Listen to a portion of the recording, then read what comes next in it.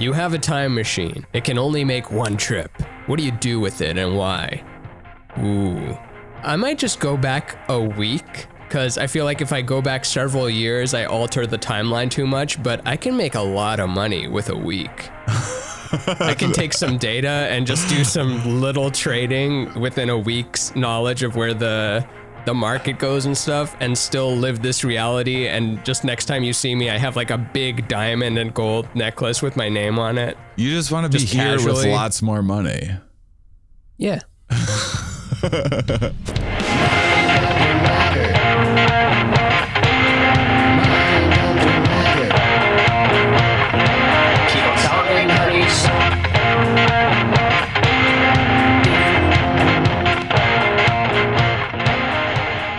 Hello, everybody, and welcome to Mind Under Matter. I'm Shane Mauss with my friend Ramin Nazer. We're doing a first episode. We're always experimenting on this show, but especially New Year's was a time to start trying out some new ideas. This is a Q&A episode, a little bit different than the topic episode where we go on Patreon, have people suggest topics.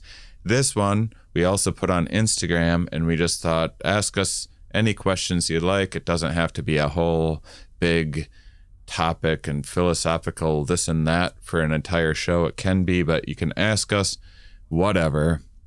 And we got fantastic questions. I have to say, like, maybe better questions than the topics even, and we like the topics as well. So I already know we're doing 2 episodes of this without even recording this first one. I can already tell it's going to be good. So thanks everyone on the Instagram Mind Under Matter social and for Patreon people for writing in. I have a fun story about this already. Give it up. So I was going on Instagram. We got a bunch of fun questions in the comments section, and one of them is something along the lines of, if there was like one thing that you could just like get through to everyone on earth, what would it be, or something like that. I forget. We'll have to give that person a plug. But so I was like, you know what, I've been putting off this thing where I've meant to just like sit in front of a camera by myself and just go through all of my thoughts on everything that's going on right now, and like use it as a time to organize it, and just like maybe not even publish it, just get it out of my brain, whatever. I want to get COVID or you mean out of my brain. Yeah, pandemic wise, but and highlight like the evolutionary underpinnings and make it about consciousness, and not like throwing this publication versus that publication. I start recording this thing. It's going okay. I don't feel very comfortable recording by myself on camera. So that's part of it. I'm like, I'm probably just going to delete this whole thing. I'm recording, and like, it's I'm going back from the Big Bang to like the origin of life on Earth when viruses started, and some of the stuff we've talked about on the show. I'm like a half hour in. I'm to like sex just starting to evolve to switch up locks and the lock and key immune system to outwit viruses, blah, blah, blah. Red Queen effect, stuff we talked about on the show. And then I just start getting like foggy, and I'm like not thinking as straight. And I'm like, man, I only made it like 30 minutes and I'm already like, I can't. And I'm like getting in my head, and I'm pausing, and then I just start getting like super tired, and I'm still trying to talk through. And finally I'm just like, yeah, okay, I guess I'm just going to scrap this one. I'll have to take it again.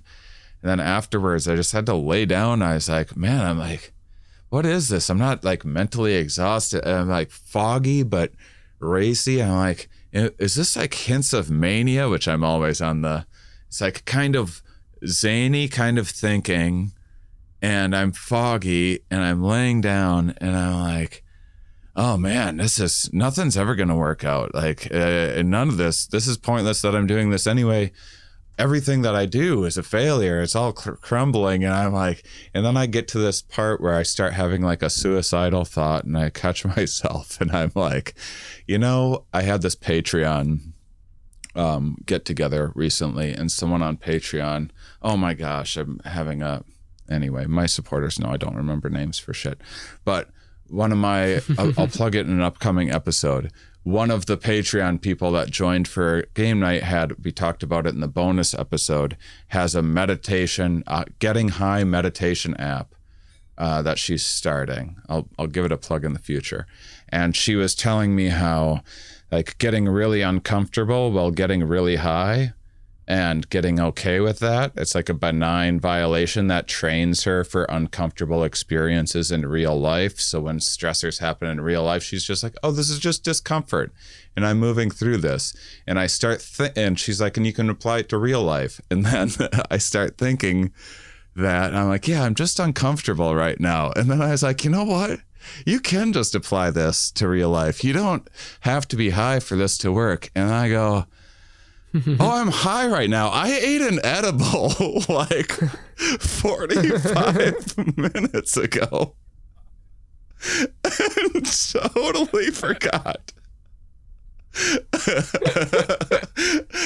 Because I don't normally eat edibles. And it was a fast acting edible. Oh my and you're trying God. to you're trying to credibly describe high. You're trying to credibly describe what's all going of the on. workings of the universe. Yeah. Now, did you get the idea to do that post edit? Did you get the idea to record that post edible or pre edible? I think I had the idea before the edible, and then I was, the day before I'd had a headache, and I had one of these fast acting 5 milligrams, super light. And it just relieved my headache and I felt a little looser. So I was like, I'm not necessarily sharing this with anyone. So what's it matter? I'll pop a little. 5 milligrams is all. That's what a lightweight I am. I'm still high right now. Not much, but 5 milligrams. And then I ate it and then I just forgot. I just forgot that I had done that. And then I hit record and I was in the moment and I just started. And I just really spiraled out of control. And I was like, what is even happening with my brain right now? This is crazy. Just totally forgot. That's amazing that it can do that to you and make you forget that you ate it. Like, you don't forget that you've been drinking. Maybe you do. I've never forgot. So forget that I've been drinking. No, I don't think I don't think I've ever had that, but I long to one day remember. So that's what happened a couple hours ago to me. So I've already been having fun, inspired by these questions. Yeah, my idea when was I joined the room, you already seemed to have a glow. Yeah, I was having fun. Well, it was, yeah. And then it's funny too, that like you can go from feeling like everything's falling apart to being like, oh, I'm just high right now. And then that makes everything okay. I feel like we're a little out of sync. You and I? I feel we're out of sync, just audio wise. Should I hit stop? Like say, reply to my sentence as soon as I'm done saying it. Okay. How many bananas am I holding? You're holding 0 bananas in your hand. Yeah, see, that took a minute. Really? But you got the question right. Okay, how many oranges are on my finger? 0. Okay, that was quick. I think we're resynced again, but it was just this weird pocket of like when I would reply to something that you were saying, then it's like you had already started another sentence. And then when you were replying to me, it was like a delay. So I wanted to make sure that we're not experiencing like a 10-second delay between conversations. Especially because people believe we're in the same room when we record this. I know. Which we are. We're in the same room. It's amazing how well this system works, that we were able to, and theoretically I'll be able to travel around, do other things and whatever else, and we'll still be able to have this. And usually it's better. Can you, like, if we have a studio, that means we both need to drive to a studio. And it's so good. Like, oh my God, compared to what we do now. Oh, that's the other thing that happened. So I have the meetup with some Patreon people. And for gay night. Yeah. And so it was actually like an ideas share, just everyone come in with their ideas. Elizabeth, Repressa, I wish I could remember her app name that she's building. But anyway, I was telling people, because we were supposed to record shortly after, so I was like, I got to wrap up. Like, if it ends up running a little late, it's fine. Usually, like, Ramin and I love pushing things back an hour, or like the next day. We're always like, whenever someone's like, you want to do tomorrow instead, we're always like, yes. Yeah, punt it. Punt it. Kick the can down the street. Kick it over to the neighbor's house. And within 10 minutes of me saying that, you texted me going, hey, could we do tomorrow instead? So it was a fun moment. Nice. All Do right. you know what that happened once with us while we were watching Yellow Jackets on Showtime, and we really wanted to see what happens at the end of it, but there was like 15 minutes left and we were about to record in 1 minute. And then with 1 minute to spare, like as I'm getting ready to go walk to the computer, you texted me like, hey, can we do tomorrow? And I'm like, the show is back on. And we got to watch what happened. Yeah. It's, and Catherine's not even, she's not even phased by it. It's just like, no, I'm telling you, the universe is magic. Yeah. So we're doing, this is how it's going to work. We had people ask questions on both the Instagram. Basically, we're trying to get you guys to check out the Instagram page, for Mind Under Pod, because we're real proud of it, because we show a bunch of clips. So maybe you listen to a whole episode, but you want to see a couple highlight clips with some animation. We put a ton of work into it, and I would say we've been really kind of kicking ass. That's one area of Mind Under Matter where I'm really happy with the following that we have on there, and it continues to grow pretty quickly. So thank you guys. I'll be happy when it's at 500K. Yeah. Me too. Till then. Sad face to the people without the video. And then, and then we wanted to plug our Patreon supporters and give them a little control over the show. So we're going to do a Patreon question and then an Instagram question and back and forth like that. We're going to do a bonus episode that you can check out for February's after this. And that's going to be the show. It's our first time doing this. Why don't you, since I've been blabbing so much and I already got a fun story in, do you want to start things off with an Instagram question? Sure. And I'd say if they're short, then like start with short. No, I would say if they are short, then we can do like a couple. We'll just feel it out, and then if there's one that takes up the whole episode, that's fine too. I know there's a bunch of real good ones.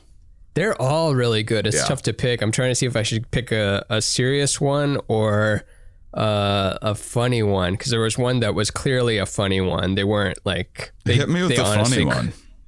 All right, I'm finding it here. Me and a couple of friends are keeping track of how many hot dogs we eat this year as a New Year's resolution. Yeah. How many hot dogs do you think you have eaten in your lifetime? It's such a good question. Like that's a fantastic question. It's harder than guessing the amount of gumballs in the gumball machine or the jelly beans in the big jar. It's like, well, I probably had 14 last year, but then I probably had a lot of them when I was 12, but I didn't have very many when I was 20. So if I average it out, I want to say, I'm going to do a little bit of Ramin the calculator here. out. 10, 30. The big old school pink calculator is out. I'm going to say 740. 740 in my life. Yeah. I think that I had, I must be wrong, because my first guess was 500 on the dot. Give or take 50. Okay, fair enough. But I remember eating raw hot dogs as a kid. Did you do that? I snuck a slice in. Like, did you ever make a pizza where the pepperoni is like sliced hot dogs, like a very rudimentary kid's pizza? Yeah, I would sometimes sneak one of those in and be like, it's fine, these are pre-cooked or something, right? But I never would just chomp on a raw one. My mom made me very afraid of raw food, and not that she was wrong, but like, any kind of raw meat was like, there's salmonella, and you know what happens if you get salmonella? Salmonella and it stays on. Yeah, that was all the rage when we were kids. It was. Kids have to deal with COVID now. We had huge salmonella scares when we were kids. It was everything. It was the only thing that could kill you back then. Was it? Yeah. No, there was like, you could get in a van, and you had to look both ways before crossing the street. But salmonella falling off was the jungle gym. Yeah, that's true. I guess there was a lot of ways. I liked the freezer in a. Did you ever hear that one? Freezer in a junkyard. When I was a kid, they had a PSA. It was like, don't go into the freezer in the junkyard. Yeah, because you might. It's like, it'd be like a scene of kids playing in a junkyard, and one goes and plays hide and seek in a freezer, and like the latch comes off or whatever, and then they can't get him out, and he suffocates in the freezer. Funny. And that was a big. It wasn't don't play in a junkyard. It was when you're playing in a junkyard, which happens often in childhood. I was disappointed we didn't have one. Were you disappointed at the amount of things that weren't in your childhood that you saw in cartoons, such as Junkyard and I mean, I had a forest and stuff, but I didn't.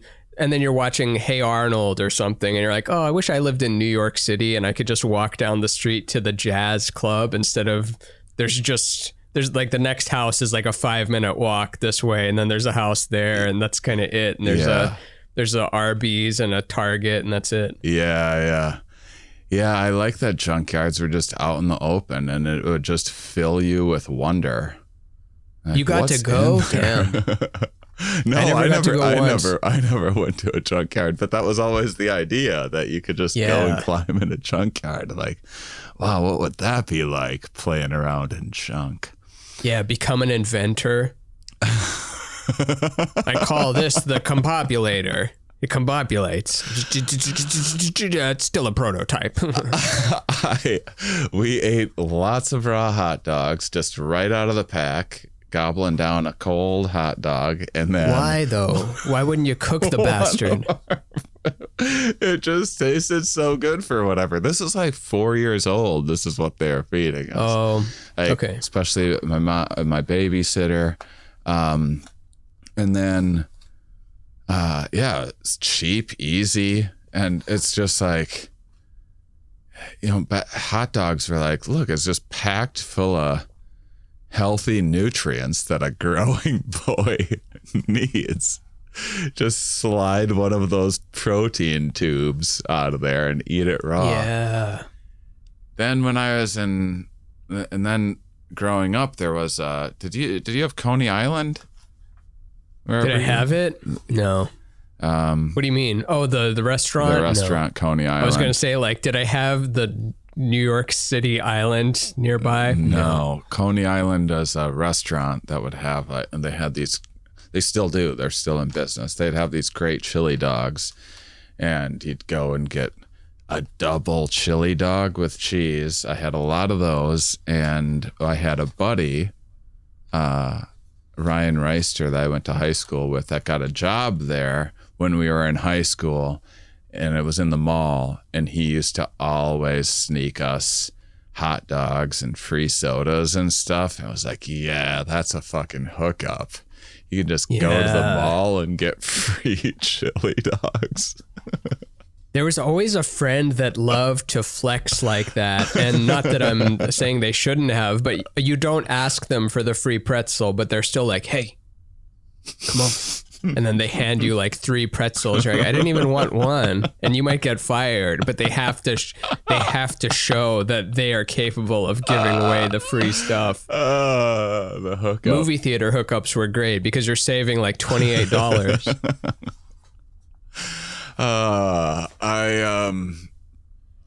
So I think 500, because I asked if brats were included in the hot dog thing, and they aren't, I guess. And there's a lot of brats in Wisconsin. So, but yeah, the person that asked that is from Cincinnati, and Cincinnati is just covered in hot dogs. It's just the whole city's built on hot dogs and spaghetti.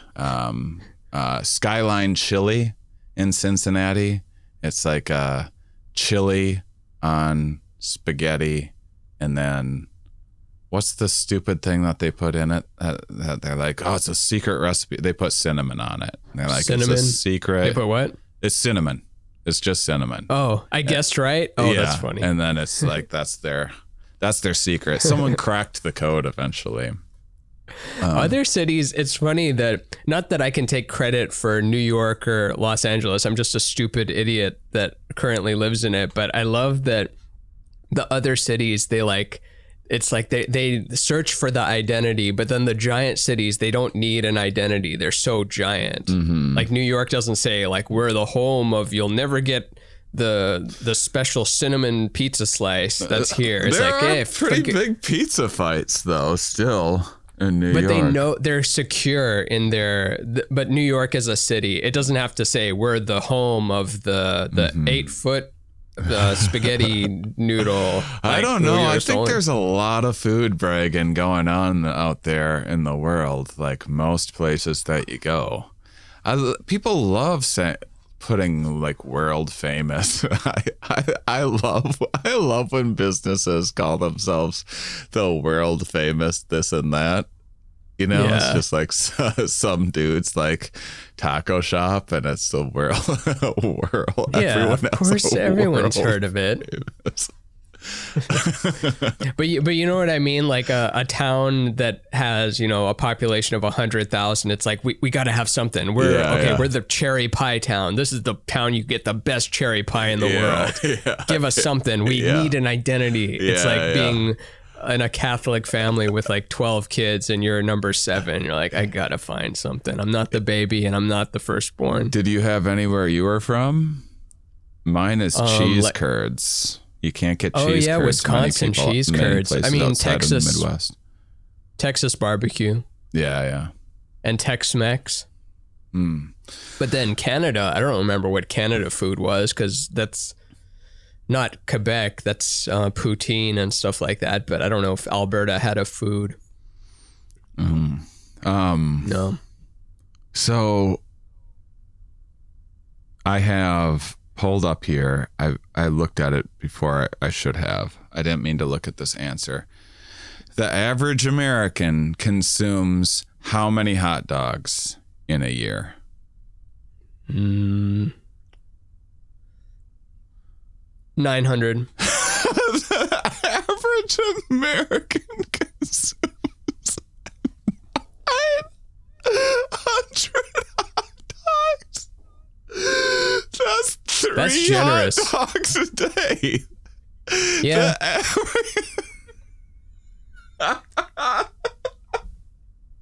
They must. There's people bumping that number up. No matter how many vegans are lowering the number. 3 hot dogs a day on average. Okay. The average American weighs 500 pounds. It's a solid guess.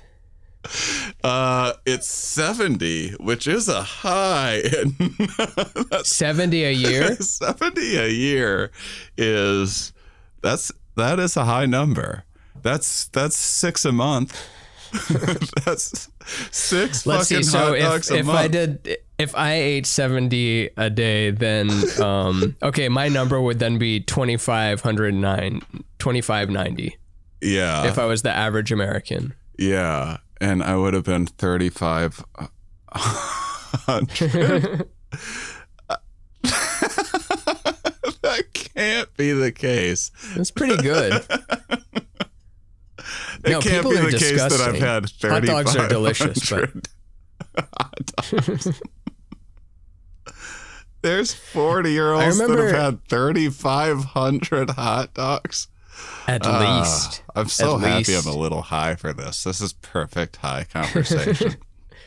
I remember there was this Dimitri Martin interview where, it's from forever ago, but he's like, I'm fascinated by if I was dead and in heaven, like, and then they showed me tables of like, this is how many hot dogs you ate. This is how many cheeseburgers you had in your whole life. And I would be fascinated by like, oh, weird, I only had 4 of those. What are the things that I only had 4 of?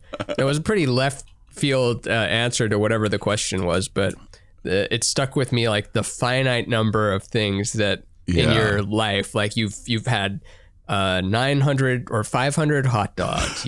You have like 1,200 slices of pizza. You only had 3 packs of Twizzlers your whole life. Like, what are the finite numbers of things that you had?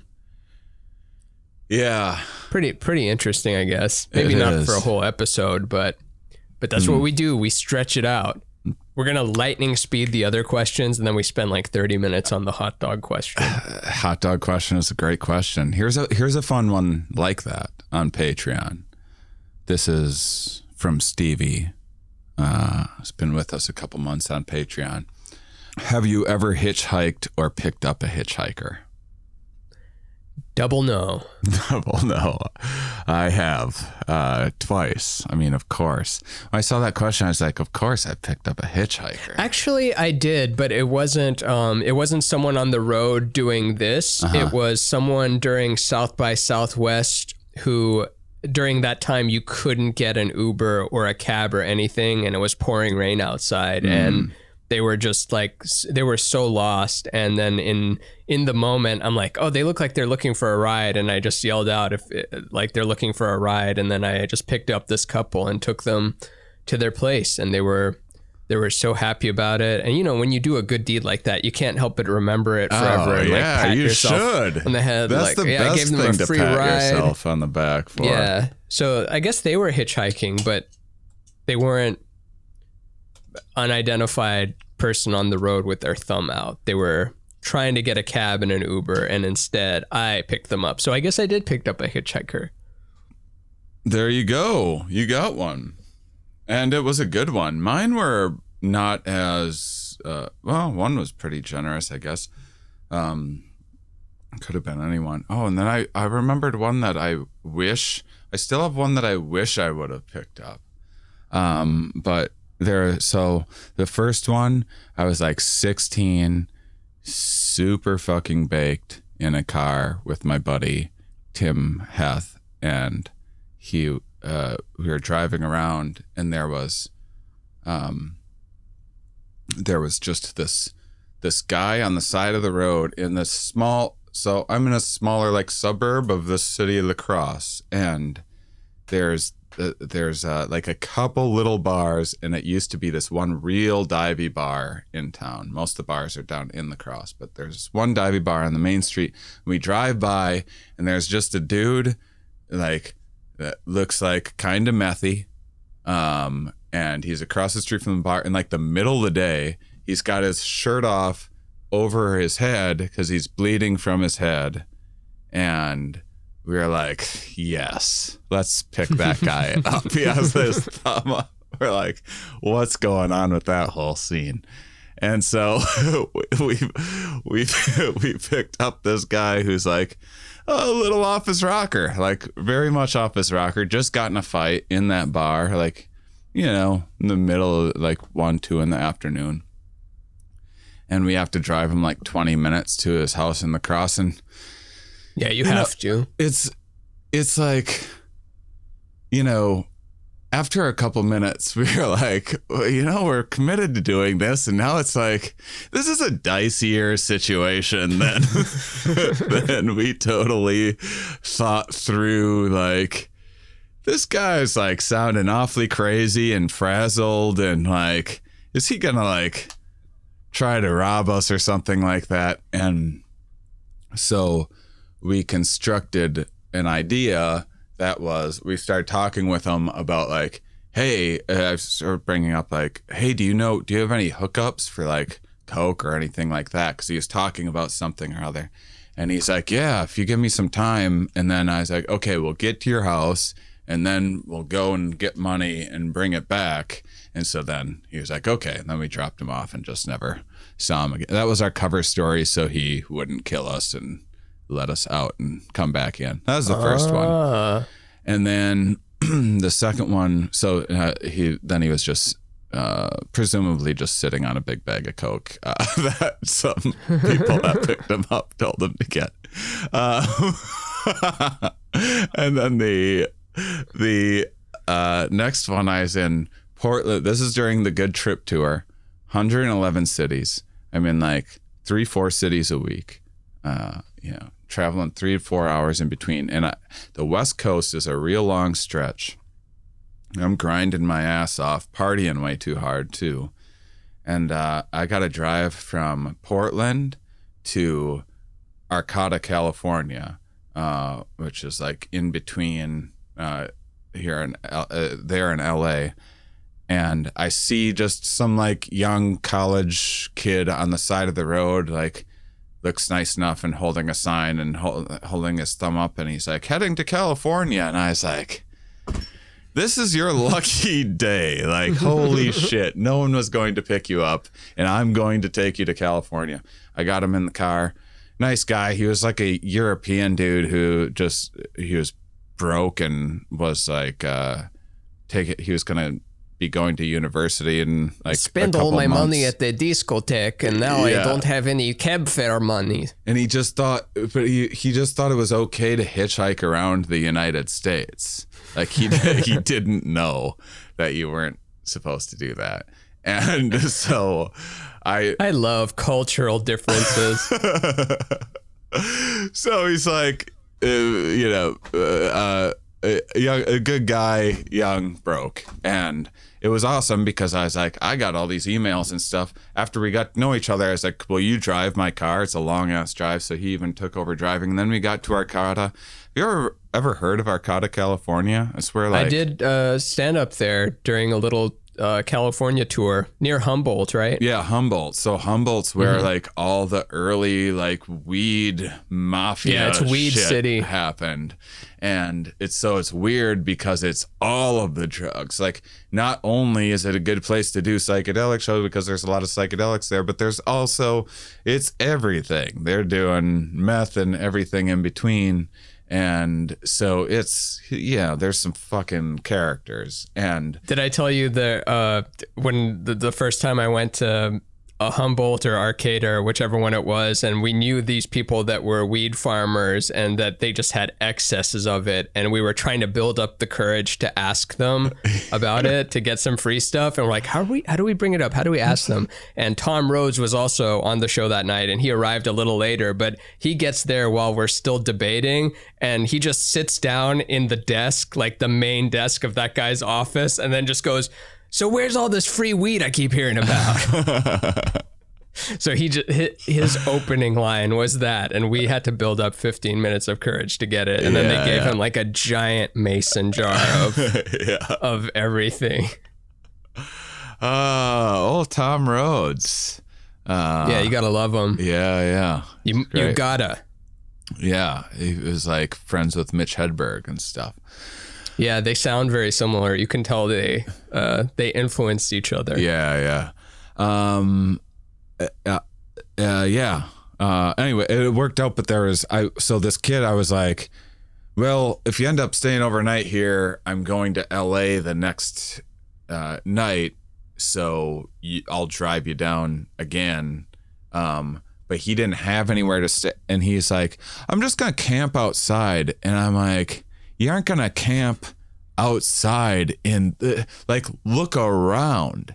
This is crazy. Like, this European that fucking doesn't know anything just fucking adorably naive. And so I was like, if I pay for like half of your motel, I found a place that's like $50 or something. Well, I'll give you $25 to fucking stay in this motel, and I'll pick you up tomorrow and we'll go the rest of the way. And that's what we ended up doing. But man, cultural differences. I love that there's people more naive than Americans, because you always hear that Americans are the most naive and they'll get scammed so easily in China or wherever, where, for example, that tea ceremony trick where someone will say like, oh, you're a tourist here, you should come to this tea ceremony, it's very beautiful, cultural, blah blah blah, and then you sit down and then you get charged like $500, and then you get stuck with the bill because the other person leaves, and the tea provider and the person that brought you in are both in on it, but you're like trying to be very polite and cultural. And you're like, it's rude. It's very rude to turn down the tea ceremony, but then they're just scamming you. So I'm always like, no one's going to scam me if I ever go anywhere. Yeah. Pour tea on your lap. So that's the 2 times I picked up a hitchhiker, and then the one that popped into my head where I'm like, oh, that one still sticks with me. It was when I drove before COVID from California back to Wisconsin, and it was the fucking apocalypse. There were no vehicles on the road. The world was maybe ending, and there's some dude in the middle of nowhere with his thumbs up. I'm like, oh my God, there's a fucking pandemic and we don't know if people are going to be zombies or what. And I kept on driving, and like looking back, I'm like, oh yeah, that dude for sure died, and I could have picked him up. But you might have gotten the OG COVID though. I might have gotten the OG. And we didn't know what it was too. We'll never be in that state, at least not with this disease again. Yeah, it's funny that because that is one of the things that happens, is the like hindsight bias. Like everyone wants to be like, I told you so, this or that, whenever there's like a restriction lifted or something.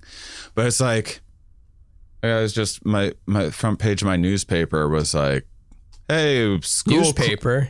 The La Crosse Tribune. Oh, of course. World famous. Yeah. Actually, local news is not bad. But it was like the local high school shut down because of a bomb threat or something like that. It's like, yeah, that's what happens. And then people go back in when it's all checked out. No one goes, oh my God, you thought there was a fucking bomb in there, you fucking idiot. Like, no, you use caution. Because if you didn't, once in a while there'd be a fucking bomb in there. Not that it's equivalent, but hindsight biases.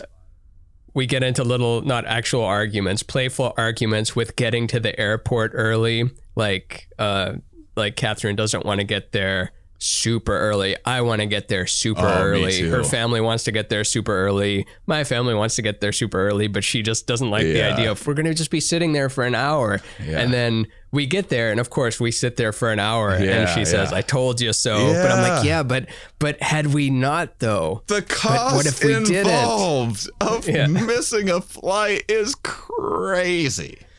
Mm-hmm. I've missed so few in my life with like 14 years of flying around. Barely ever missed it, or always had it booked. So if I did miss one, there was one right after it that I could get on. Yeah, they literally inject you with AIDS if you miss it. Literally, in both balls. And if you don't have balls, then I'm not even going to tell you where they put it. Oh, dang. That is frightening. So don't miss a flight. All right, you got one for Instagram? Did I say who that? Yeah, that was Stevie on Patreon. Thanks, Stevie. Okay. So coming up next, we've got Janae66 with the question, do you believe in ghosts? On a scale of 1 to 5, a little to full-blown ghostly. And if you were to come back as a spirit, would you help people, play tricks, cause a little chaos? Let's start with the first one. I'm going to put myself, because 3 is boring, I'm going to go ahead and put myself in a 4. I believe there's ghosts. I'm not sure what they are. Mm-hmm. I don't know. I don't know if it's spirits or if it's echoes from the past or if it's a weird hallucination-y type thing. But I think there's something going on with it. I want to say a 3, but I'm not a 5, so I'm going to go 4, but I don't know what they are. What are you? I'm going to go 2.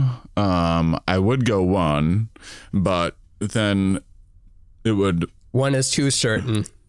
One is, it's not too certain as much as like in the way that I don't think any form of ghost that I've ever seen like on TV or described exists, but like you can get into semantic philosophical discussions about what is the soul and what is spirit and like what is, it's like the body and soul are different. Like you can have like a mind inside of a brain, but when someone dies, that mind isn't there. In my way of looking at it, that mind stops, but the brain is still physically there. It's just not creating a mind.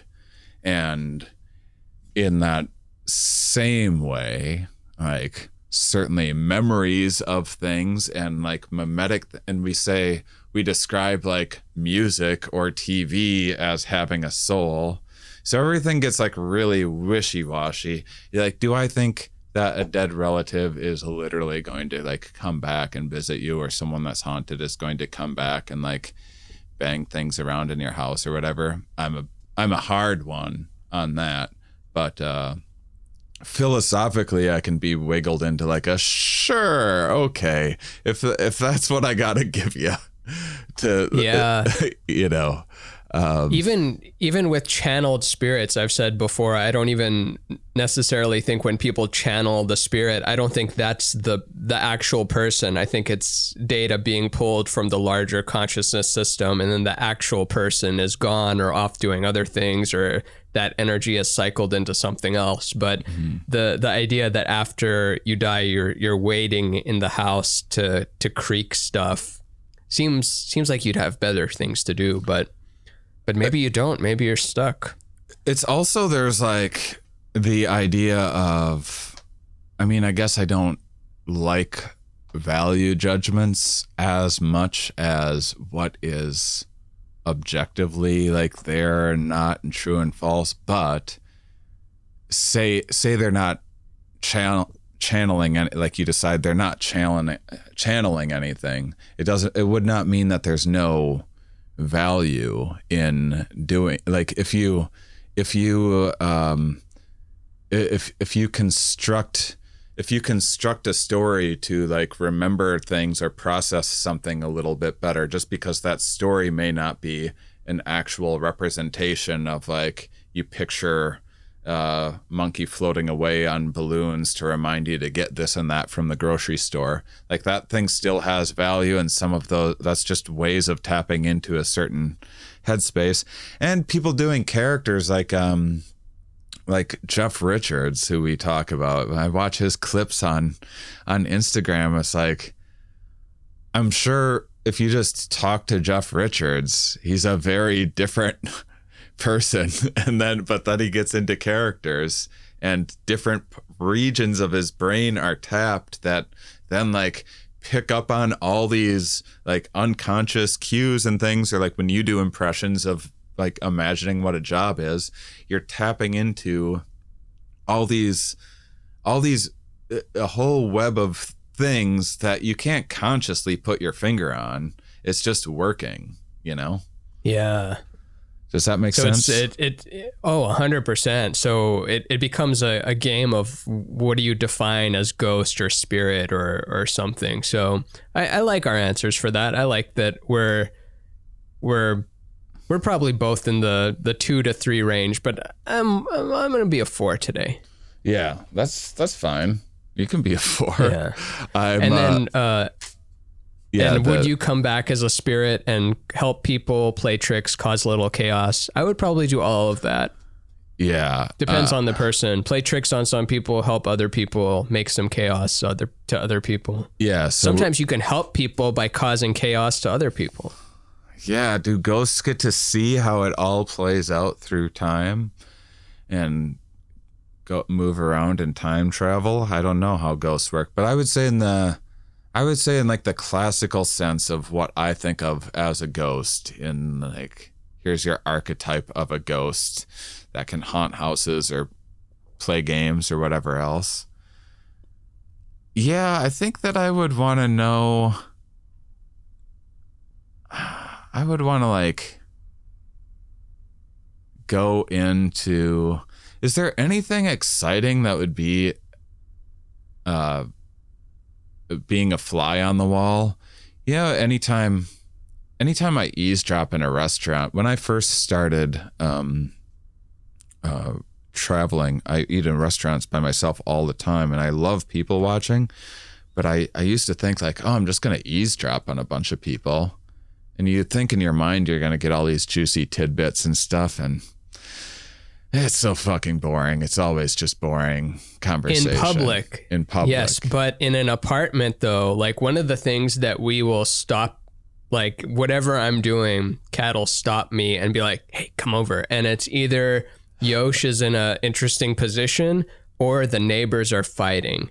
And even if the fight has stopped by the time I get there, it's never a regret. It's never like, oh, I wish you didn't get me up, because the fights are so good. It's better than any TV thing because you feel it's because it's written poorly. It's like the guy is always, well, you never fucking do that. You just think it's fucking about me and I've been the one cleaning. You don't do shit. And then it's like, get off your fucking high horse, and just back and forth, and it's the same patterns. And some people are better at fights than others, but it's so fun to listen to neighbor fights. We haven't had a good one in a minute, fun. But yeah, you're right. Yeah, I mean, is there at anything our old like, place? Oh, sorry.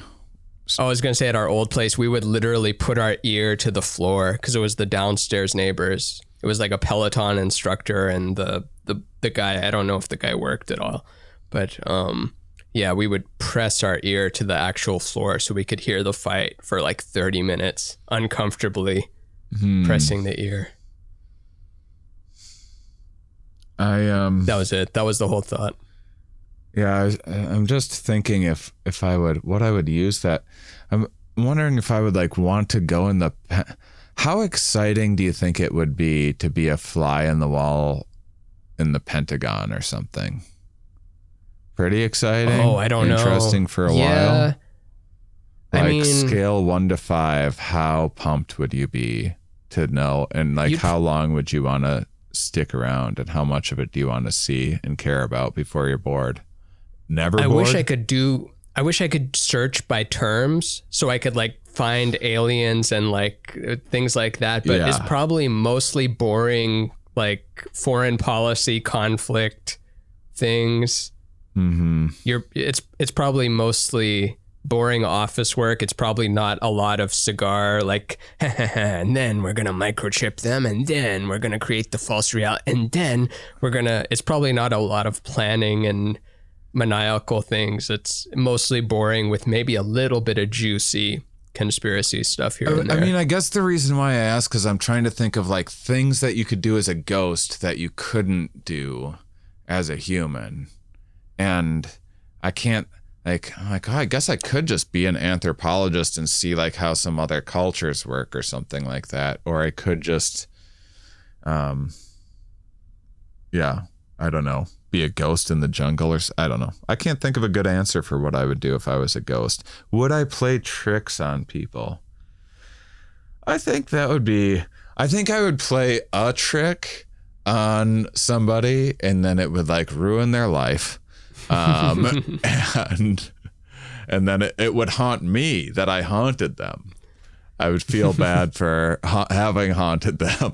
They like know a ghost is real, and then I can't get back to tell them that it was like, no, it's okay, I'm just a ghost and this happens sometimes, and no one's gonna believe you. I would hit up Dawkins and Penn Jillette and, you know, like the most vocal atheists. Just mess with them a little bit. Yeah, that's a good idea. Yeah. That would be fun. All right. Which they would probably still be like, no, this is clearly a illusion, and I'm sticking by my.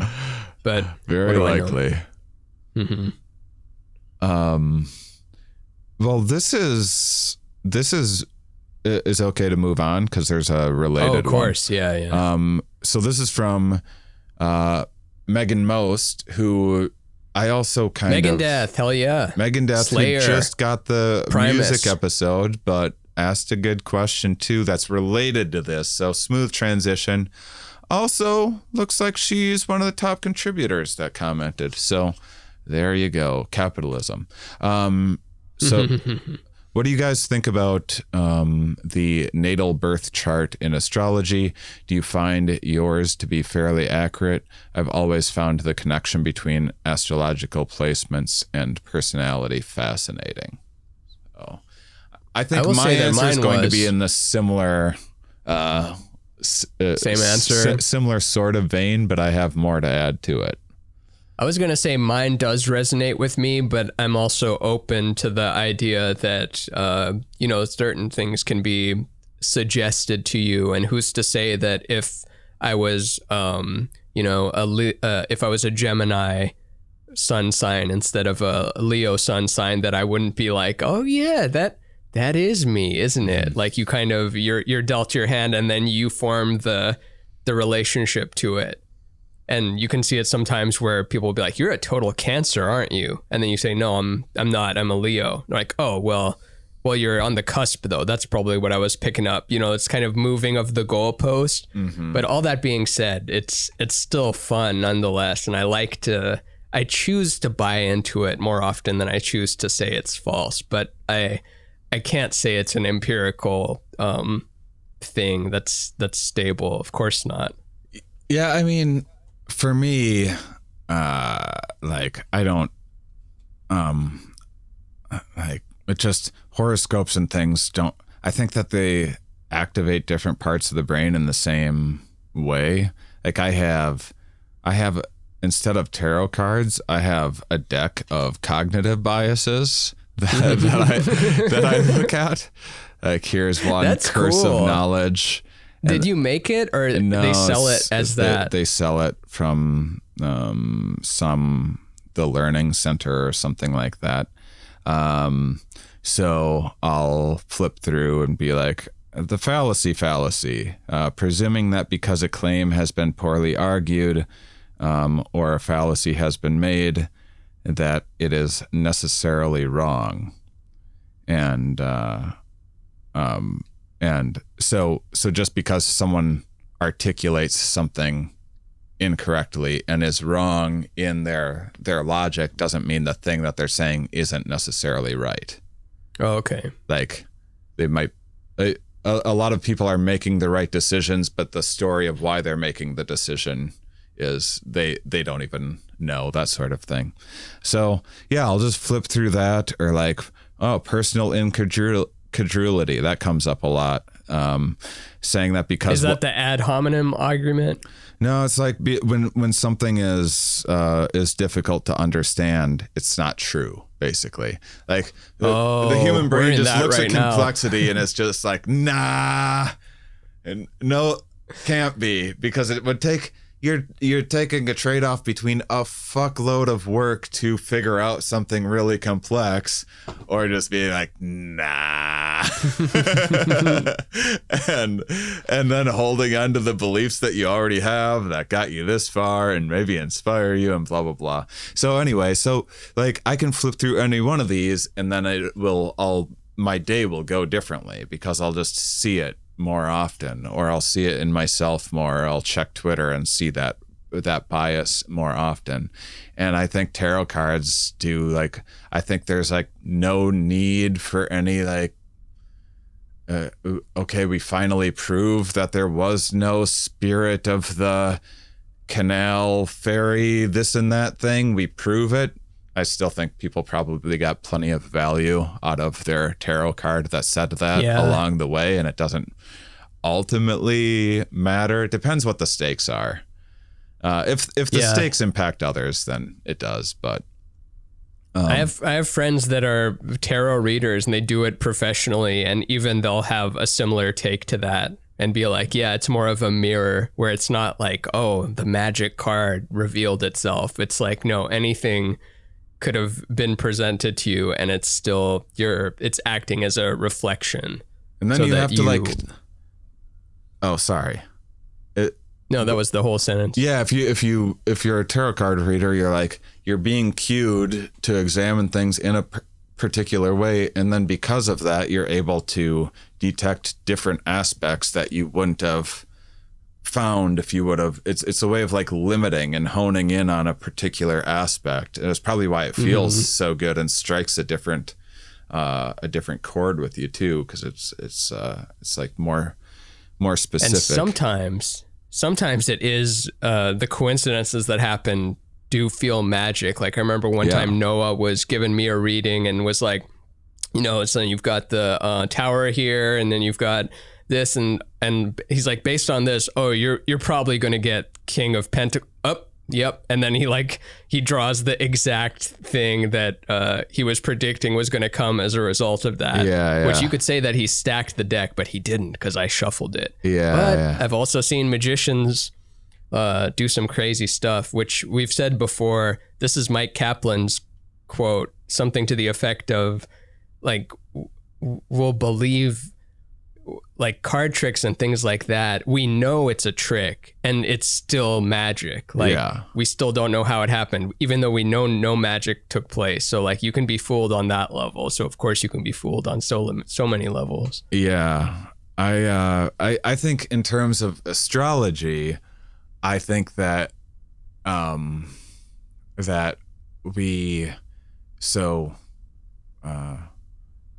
think I was talking about this with Duncan or something once. So lots of animals navigate by starlight and following like a North Star or whatever, and it's how they get around, kind of like sea turtles when they're born use light to navigate into the ocean, and street lights screw it all up for them. There's lots of things that clearly like look to the sky and navigate around using various stars. So it is a way of orienting and mapping things. And because there's benefit in it, then consciousness then creates stories in the way that we come up with nursery rhymes to impart morals, and we come up with like songs and mnemonic devices and stuff to remember things better. They're more impactful.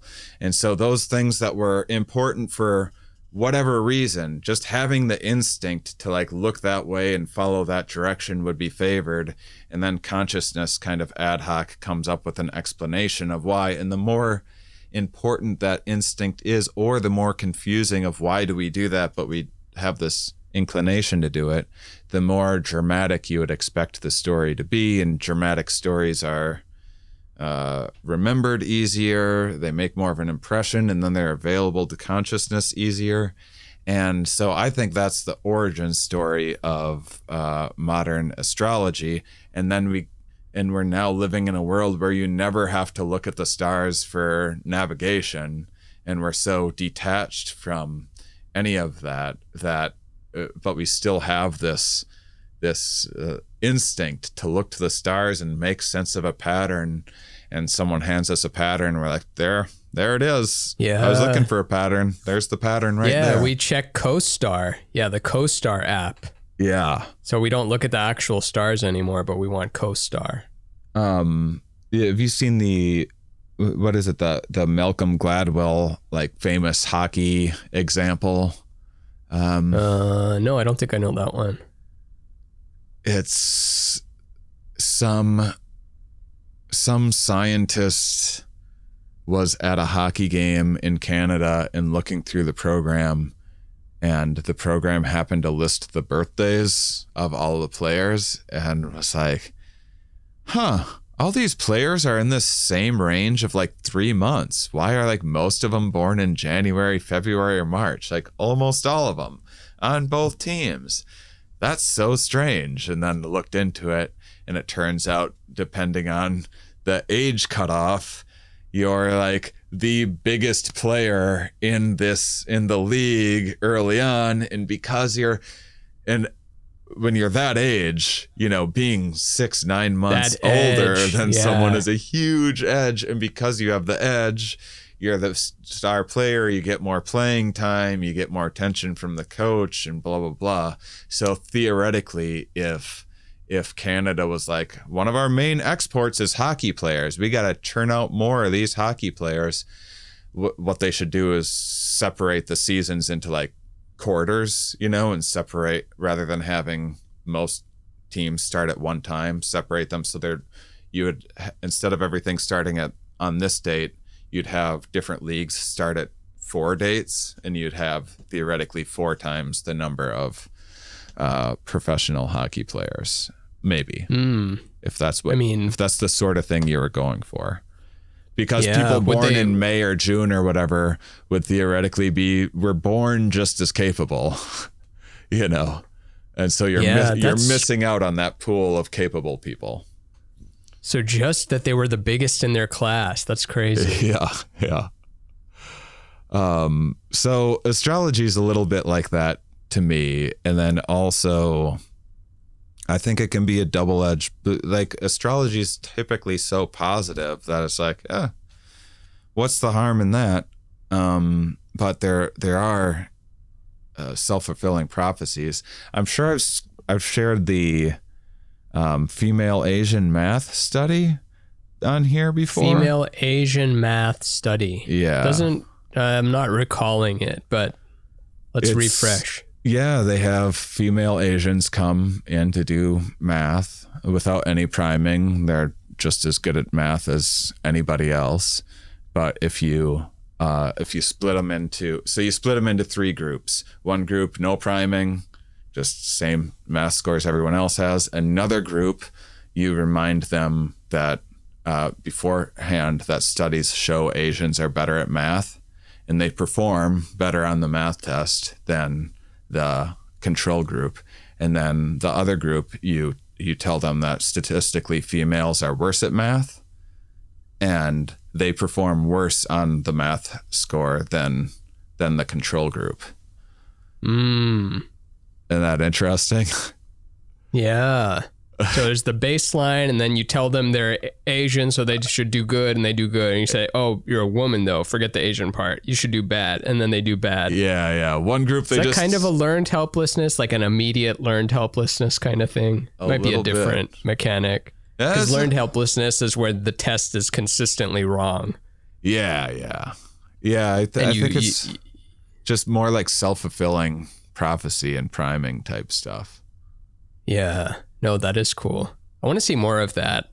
Yeah, I want to. So like the idea is, if any horoscope can pull the Asian math lady out of you, and make you your best self better than you would have performed otherwise, that's fantastic.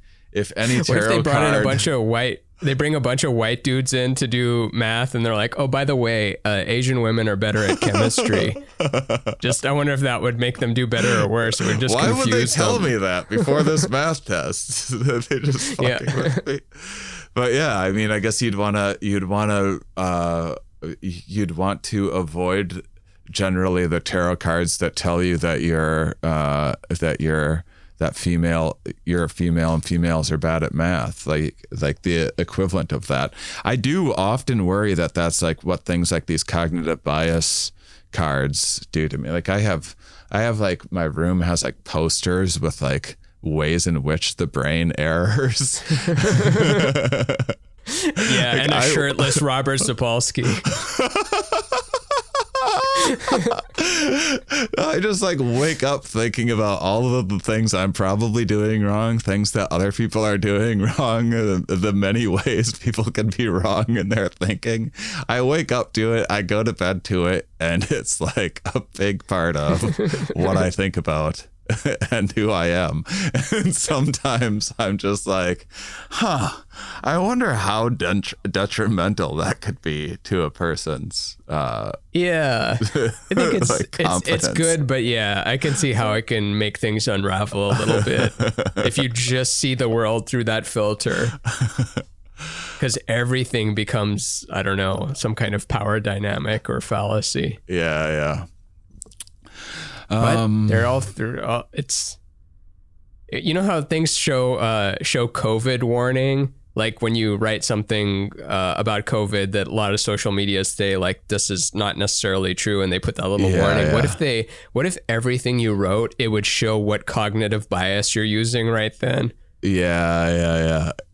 Like it would show it, and then a link to describing it. Like Twitter shows your attitude. It'd be like, here's a mad face. This is what you sound like. This is what this AI. I like when it gives me a bullseye.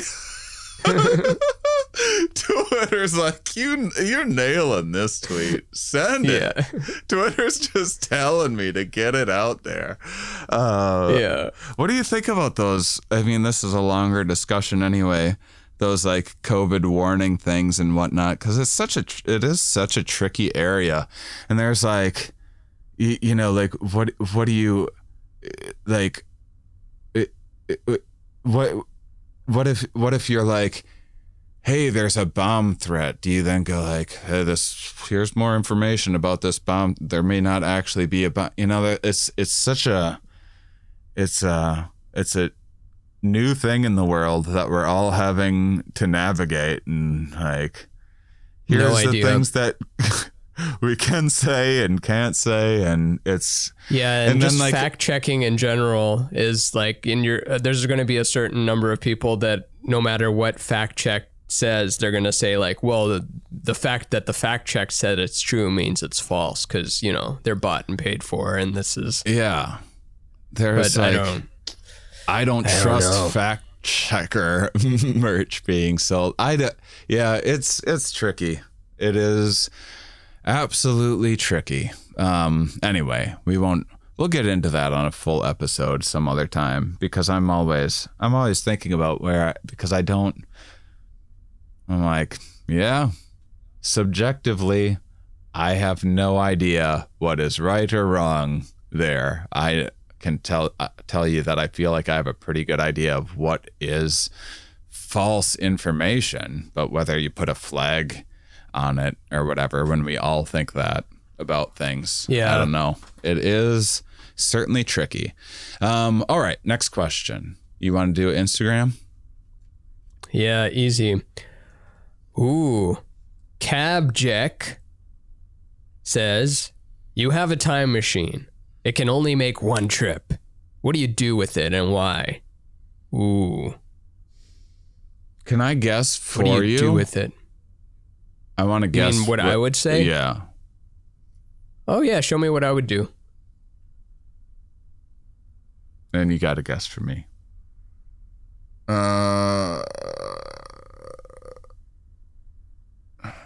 200 years into the future. 200 into the future. Ooh, that's going to be hot. And I'm not talking sexually. I'm talking about the heat of the earth. I'm going to go a different direction. I'm going to maybe... You're going back. I might just go back a week, because I feel like if I go back several years, I alter the timeline too much, but I can make a lot of money with a week. I can take some data and just do some little trading within a week's knowledge of where the market goes and stuff, and still live this reality. And just next time you see me, I have like a big diamond and gold necklace with my name on it. You just want to be here with lots more money. Yeah. that's one-way not bad. Trip. Leave everyone I love behind 200 years from now. That's. I mean, I got to say bye right now. I got to take some time. I'm not sure I'm ready to leave this reality. I'm not sure 200 years from now is necessarily better. But elaborate on your 200 years from now. What's so great about then? I don't know. I mean, I just feel like I thought it would maybe appeal to you because it's easier to have a better sense of the past, even though we can't actually fully perfectly imagine. But the future, like, what the fuck? 200 years from now? No idea. And you're never going to get a chance to experience that. Like, you still get a chance of experiencing representations of, like, ancient Greece or something like that. You know, you can still, like, imagine and get some actual, like, decent evidence of some of the things that went down. 200 years, total unknown. I guess I was just thinking of the little future things that you draw a lot in your art. Like, this is where we're going. I would have thought, maybe you want to know, but then you still don't know what's 200 ahead of that. So yeah, it might be the right move, but how would you be treated? Like, what if someone from 200 years ago blipped into existence now, and they're in one of those weird wonky time machines that looks like a steam engine with lots of levers? You're like, wait, they discovered time travel 200 years ago? Yeah. And then they're speaking like Mark Twain or something. Yeah. Mark Twain wasn't 200 years ago, was he? Who knows? He's 100 years ago, or he's like 300 years ago. No, Mark Twain was like early 1800s. He died, I think. He's in the wild, wild west with revolvers and Sheriff Nottingham. Yeah, died in 1910. Okay. Early 19. They used to just like, hey, we have a story. We need a quip. We just need something witty. There's just like one guy that you call for your witty. Your first comedian. Witty quip. Yeah. Yeah. I wish I had more Mark Twain things popping into my head. I once read a book of Mark Twain quotes, and it was fun. I identify as like a little more I had like a blue collar upbringing, but I like learning about all of these new modern marvels and sciences and such. Oh, he came from modest upbringings? I didn't know that. Cool. Yeah, and his name was Sam Clemens. What's the name of the book? Huckleberry Finn? Yeah, Tom Sawyer? Huckleberry Finn. Yeah, that was like... What were you going to say? Everybody Loves Raymond? Yeah, I was going to say Everyone Loves Raymond. No, Huckleberry Finn. He wrote Everybody Loves Raymond, and then they made the sitcom 100 years later.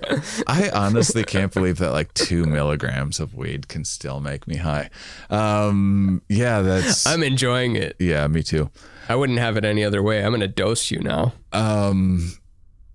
Yeah.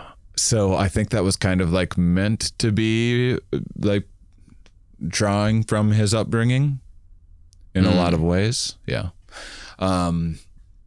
Okay. So who's next? Am I next? Your next Patreon question next. We just did time travel. I said a week ago. You said 200 years in the future. Honestly, I'd do either. Oh, I didn't even say what I would do. Oh, you picked for me. Oh, yeah, you pick for you. I should pick for me. Yeah, 200 years in the future. Fine, I'm not going to let you go alone. It's dangerous out there. I'm coming with you. 200 years in the future. Mom, 2022. Oh, that'd be dope. Mom, in the year 2222. That's 200 years in the future. Amazing. That's nuts. All twos. And then imagine if it was February 22nd at 2 o'clock, 22 minutes and 22 seconds. That would be a fun number to look at, huh? It would go by in a second. They're gonna be playing this. They're gonna be playing this episode. That's how they celebrate it in the future. Hell yeah. Yeah, people will live action role play as us. They invented putting a cheap tapestry behind them on remote podcasts and talking out of their ass in this one peculiar way that we now have a specific name for. Yes. So let's see. What do I want to do here? I want to go. Yeah, I think I want to go into the future. part of me wants to go to really early life, but I'm too soft. I'm too soft to go back to hunter-gatherer. No, a mosquito would kill you. One of those giant mosquitoes would just come by and like suck you dry. It goes the other way, Not too. in the good way. When people in tribes go out and go and do their city living or whatever, like these Hansa people in Africa or whatever, they go and they're like, okay, I'm gonna try out this city life. They usually move back into the tribe within like 2 or 3 years, and part of it is just because they don't have skills for city life, and they have all of these skills for like taking tourists around and navigating the jungle and all these, different things like that. And so it's just, I feel like I can't be built for it, where I feel like if 200 years in the future, just like the robots are like coddling everyone and taking care of you and moving you about, and they're like, they got me, they got my back. I can't go back 200 years ago and show up and expect people to be like, hey, all right, yeah, come with us, we're gonna help you out. Like, I'm not certain that would be the case. I feel better about the future. Because I actually think things will get better, as apocalyptic as I might sometimes sound. Me too. Long arc, it does get better. Mm-hmm. Yeah, someone asked about like on the Instagram 5 years. That could be like a whole episode, or maybe it's on. What did they ask about 5 years? Said 5 years in the future. Maybe it was Instagram. Someone asked about 5 years in the future, what we think life Bowie is song? like, both good and bad. Let's predict that. Which, by the way, awesome art. Yeah, Chris Meyer's art. It is awesome. It's absolutely awesome. A trash can decorated. That looks cool. I'm seeing some masks of mannequins. Nope, approved. It's cool. Yeah, strongly agree. Thank you, Christopher awesome Myers. Your question is, Yeah. Please describe the world that we will be living in 5 years. Best case, worst case, and your most likely scenarios. Best case, COVID is behind us. Mm-hmm.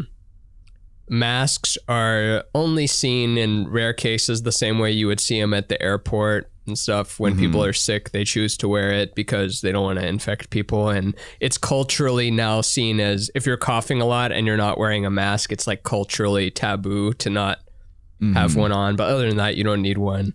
Web3 is taken off and is fully accepted. Most people own a little bit of everything that has to do with the blockchain, Discord, NFTs, that kind of stuff. So Web 1 was HTML and some GIFs.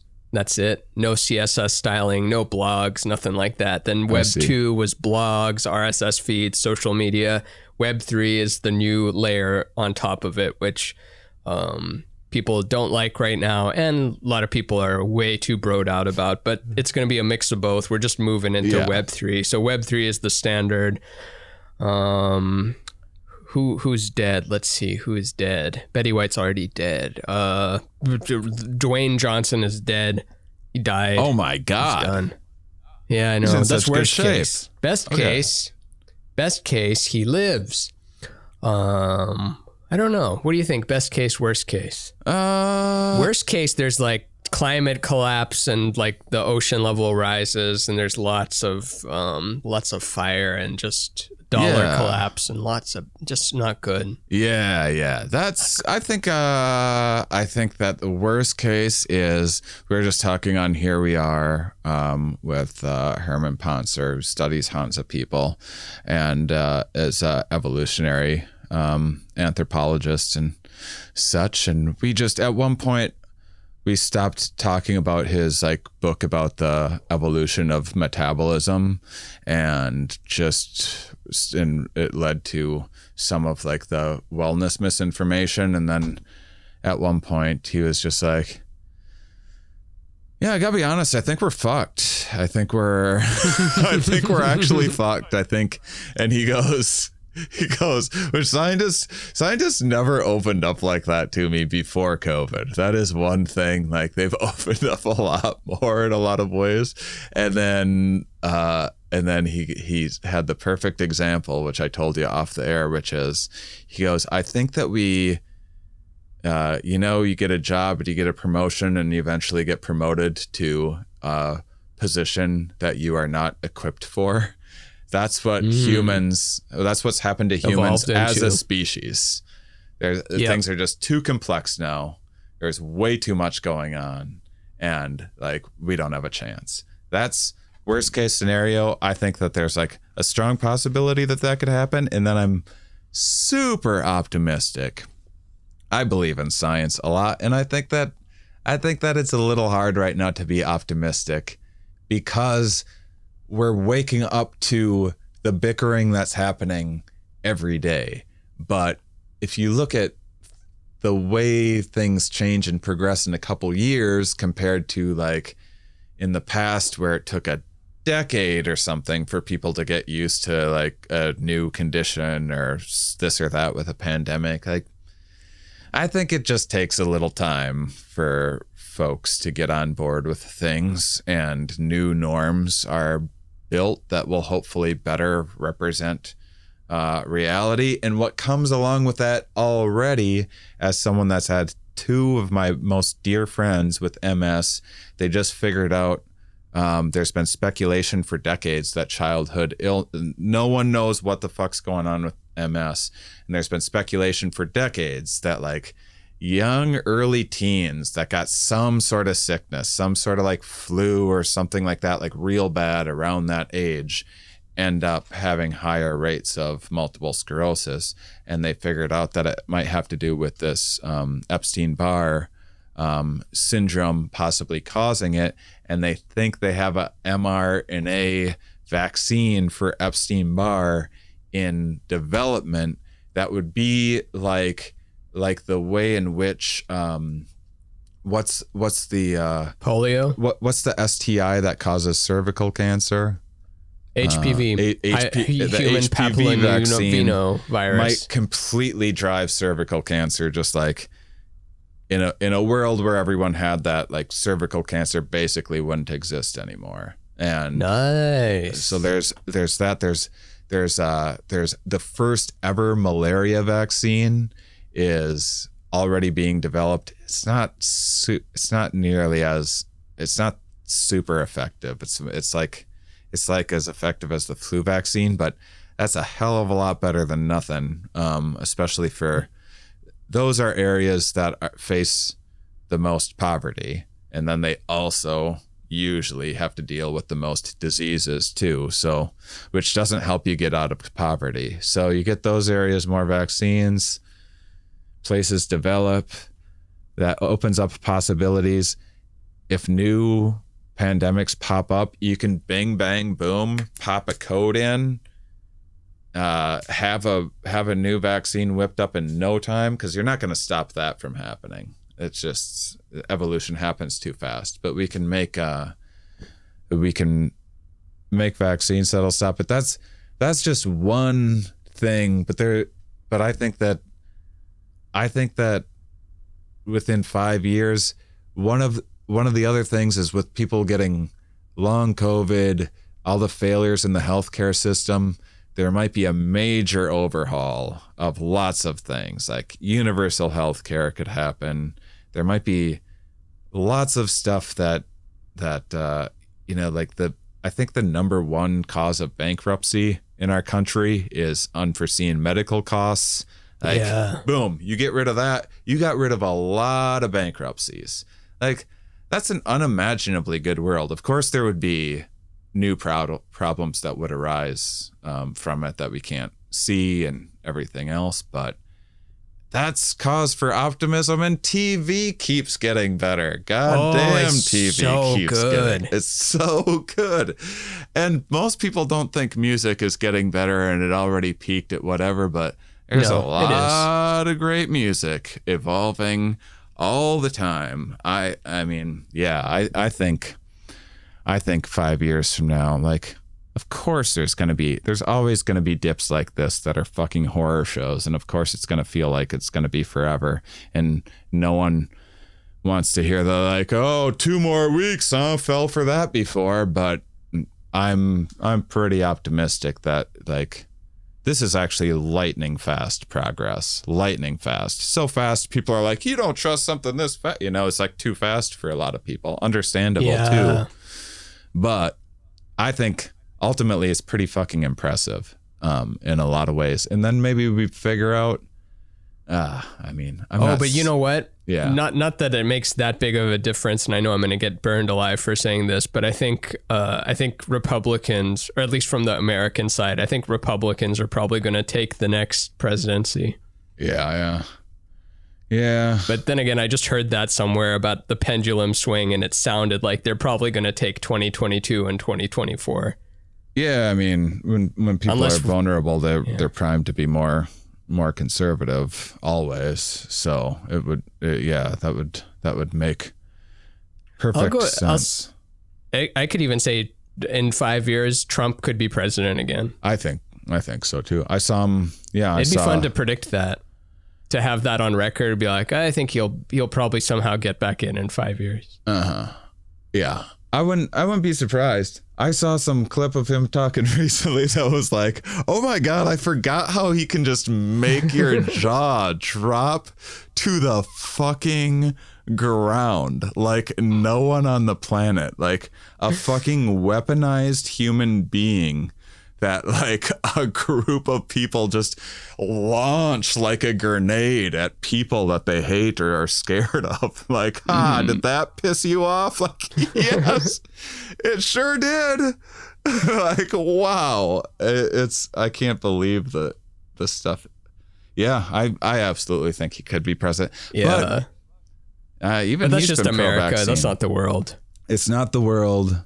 And I would consider moving. So not because of Trump. I would, like right now, if I had the money. By the way, I'm not waving around a fucking Biden flag either. Before someone comes at me, but no one listening to this is people know. If I had the money right now, I think I would live in a different country. I think I would just, if I could, Italy. I think I would just go where there's like a decent economy and where it's like, I would look at some of the top vaccinated countries in the world and just go there, because it's like, oh, then I don't have to wear, like you said, masks as much, which I think right now you still do, but theoretically, eventually you won't have to as much, and some stuff like that. I was thinking, you get $100,000, and a free ticket to wherever you want, but you have to answer in the next 5 seconds. What country are you going to? Australia. 5. Okay. Too easy. Oh, are they the most vaccinated? I didn't know that. No. I thought they were the least or something. I don't follow this. No, I'm a stupid idiot filled with piss. They haven't been for a long time. They haven't had good vaccine rates until recently. But actually, here I think this data's off, so please don't quote me on this. But scientists that actually should have fact checked this before posting it. Russia's like 49% full vax. US is 66%, and then it jumps up in a hurry. Those are the two worst, and then it goes like Japan's 84. Ooh, Japan. I think maybe Japan. Actually, now that I look at this, awesome. I think we go to Daiso every other day. I love Japan. Yeah.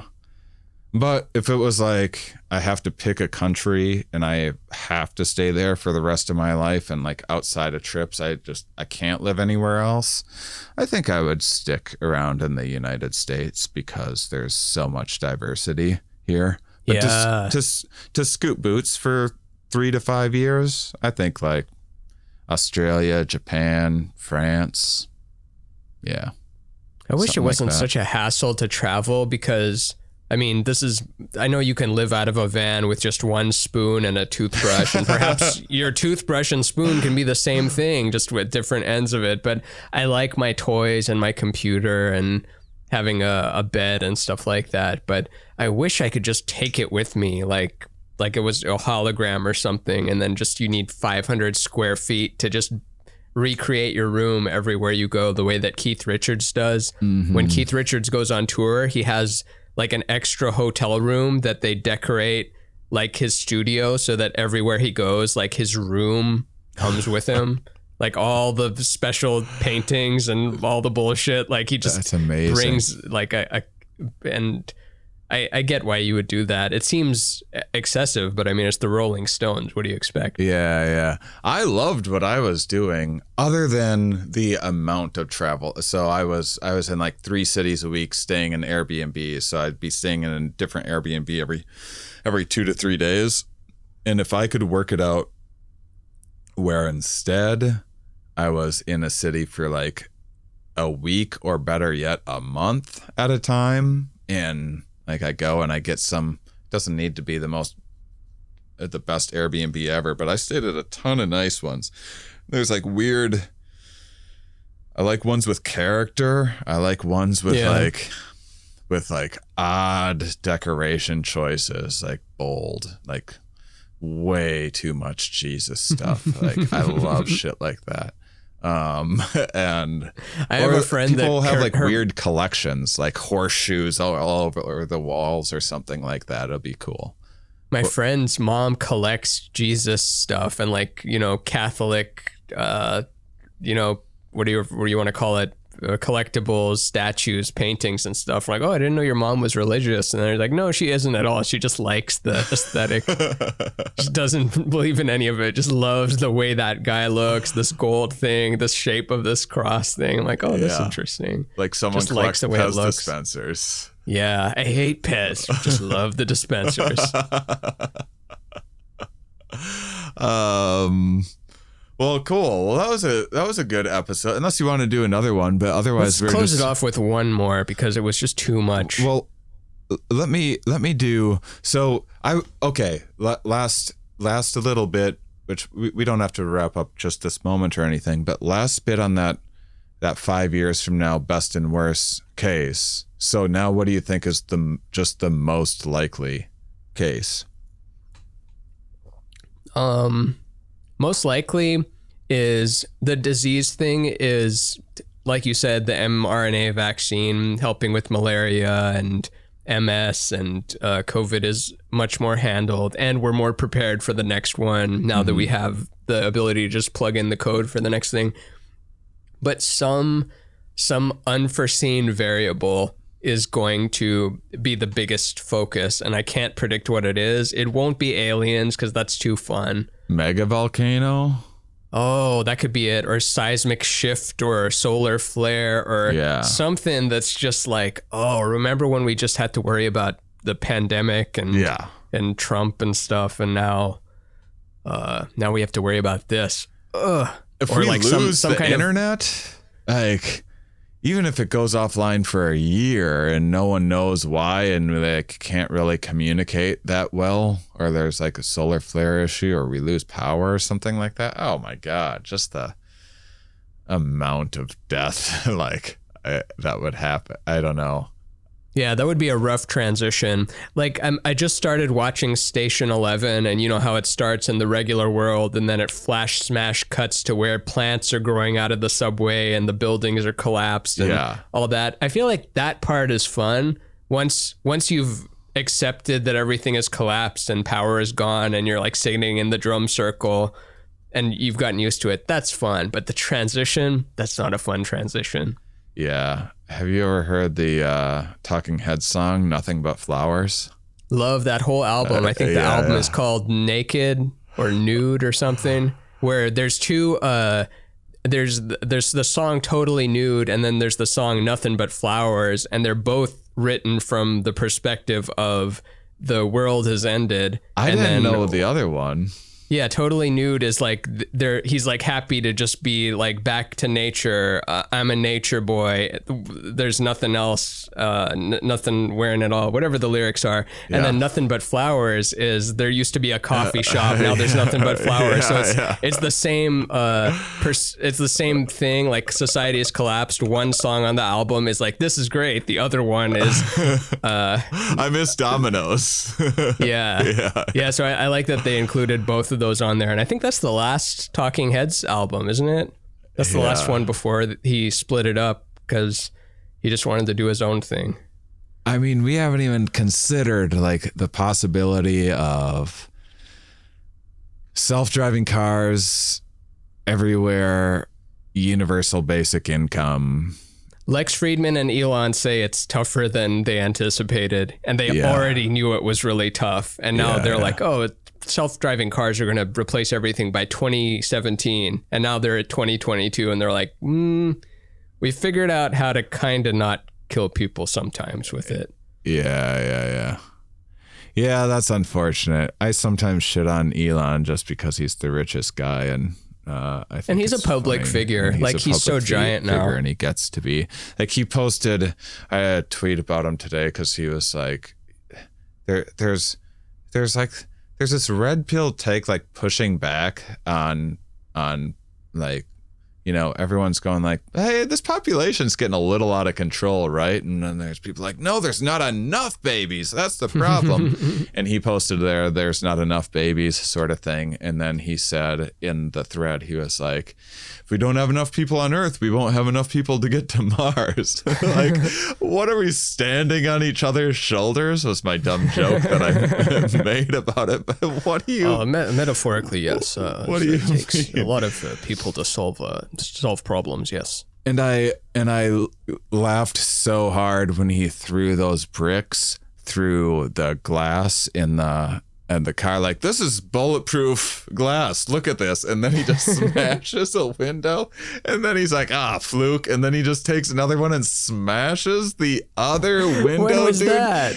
That's awesome. You never saw that? No, that must be old, look it right? up right now. Just Google Elon Musk breaks windows. It was just a couple years ago. I remember watching Steve Jobs meltdowns, because Elon is the Steve Jobs of now, in that he's like the technology genius, richest person that wants to change everything. Like Bill Gates was that, and Steve Jobs was that. And now it's Elon and holds that torch. But the Steve Jobs meltdown, he's like trying to give a demo of the iPhone during one of those keynotes things, and he's like, it's not turning on, and he just throws it. Doesn't care where it even ends up. Just can I get another one? I felt bad for him when he broke those windows, and at the same time I was like, that's hilarious. But anyway, that's like Super Dave.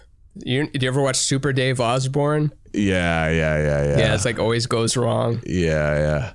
But it's not to say that stuff won't end up happening. I mean, there's just, I don't know. I think that my vote 5 years from now is that people are living longer than, my guess is life expectancy goes up a little bit, and global poverty goes down a little bit, and some pretty rad technological innovations that we haven't thought of quite yet that will appreciate. I mean, Uber didn't start that long ago, 2015, I think, or at least mainstream that changed the world. Postmates curbside delivery didn't exist till Postmates. Till Postmates. What am I talking about? Till COVID. Yeah, you had to just see the person. The problem with saying it's going to be better is that we're on a hedonic treadmill, and like it can never. There's only so much juice in the brain to appreciate it. Anyway, you're still gonna have like the same serotonin drip. Yeah, like Cole Marta taught me that. or Dr. Kohlmarta, or he at least articulated it in a way that I was like, oh, right, that's the limiting factor with all this. It is the limiting factor. Make outside so beautiful and perfect and flowing with everything, but at the end of the day, it's still this fucking ball of mush that has its limitations. Yeah, now you're chronically, instead of like running from a saber-toothed tiger, you are fucking stressing yourself to death in a hammock because you like can't think of a good enough joke idea. All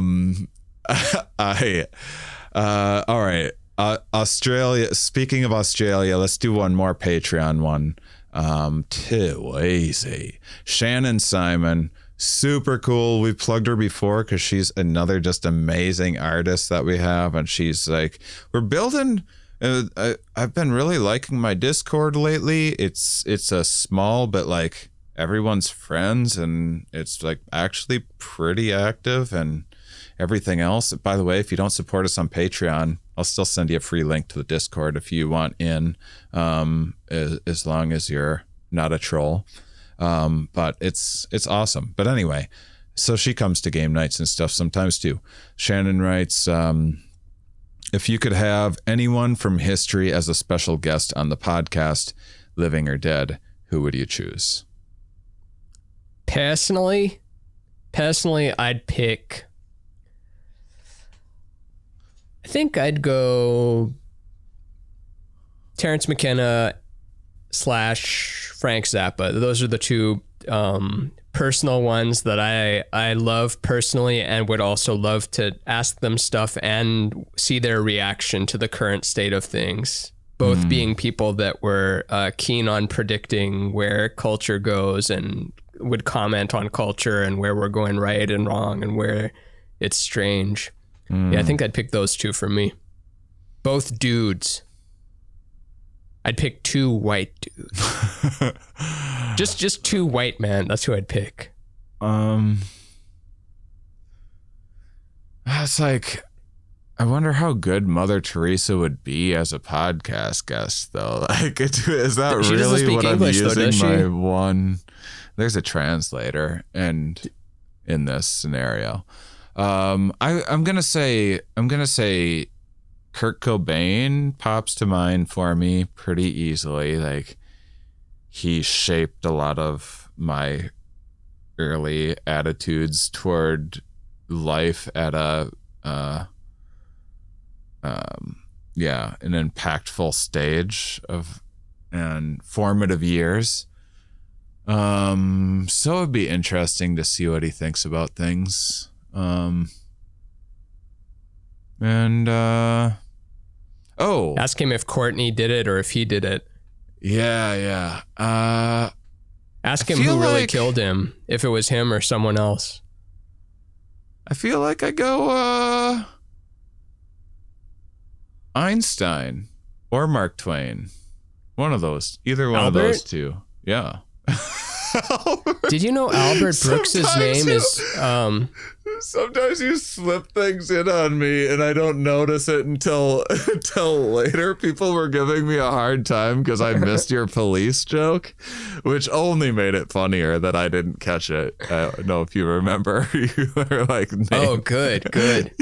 That's from the music episode or something. But I was going to say, did you know that Albert Brooks's name is actually Albert Einstein, but he changed it to Brooks because there was already an Albert Einstein. But he's Bob Einstein's brother. Look it up on Wiki. And watch the Bob Einstein documentary too. That's how I learned it. Interesting. But Einstein would be a great choice, and he was such a playful dude. He was so playful. He was so fun, and he was such a visual thinker that you didn't need to, like, he just did the math to prove what he was already like seeing and visualizing, but he could like explain that. Yeah, he thought in terms of geometry. Yeah. So yeah, that would be a good one. I think he might be my top pick, and sometimes I get bothered by the Einstein cliche just because it's like genius is usually like environmental pressures moving about in right place, right time, like make someone stand out as like, whoa, where every time like Darwin, there's like Russell Wallace or whatever that has like the exact same idea at the same time, and Einstein and other physicists have like, they're right there. It was like ready. The idea was ready to be had. But yeah, he went from. Thank God Einstein got the credit, because what if it was some guy named Jones or something? And then you'd have to be like, hey, nice going, Jones. Einstein is perfect. Nice going, Einstein. Einstein is perfect, and he handled it well. He made a lot of good choices. He was a good dude. He was funny. Yeah, he would be good. He'd be good to have on. Yeah. I don't like that he was a Nazi, though. I just disapproved of that part of his career. What about living? How about living people? What do you go for? Oh, who would I talk to living? Oh, geez. I don't even think about living people. I mean, who is there? I talk to you. That's fun. I like that. Talk to Duncan. That's fun. I'd love to talk to Esperanza Spalding. I'd love to talk to... I don't know who that is, actually. I'll pick that one as... Is that embarrassing? She's a musician, plays... I think it's kind of a deep cut. People know her, but she's more known in the jazz world. But I think the last 2 records she put out are not really jazz records. They're just kind of... They're their own thing. But she's a musician and... just very interesting mind, and I'm always interested in what she has to say, musically and not musically. Other than that, I mean, who am I? I'm gonna check my Insta, who I follow, to see which humans I forgot, because I'm totally drawing a blank on living people. Already talked to Bob Saget, he's dead now. Norm Macdonald, I talked to Norm Macdonald, he's gone forever. Albert Einstein, he's dead. He's just, you don't believe me? Go look it up. He's dead. I want to get Yuval on my show one of these days. I mean, I've already had Sapolsky. Claire. And I'm getting I want to talk to Sapolsky Claire again. Saffitz. Who's Claire Saffitz? From Dessert Person, from Bon Appetit. I don't. The YouTuber, the cook.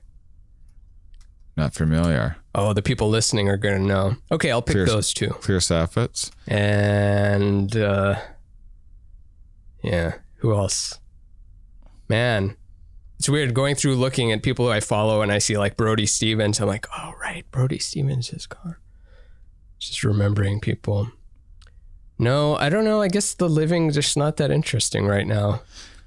I tried reaching out to Aesop once.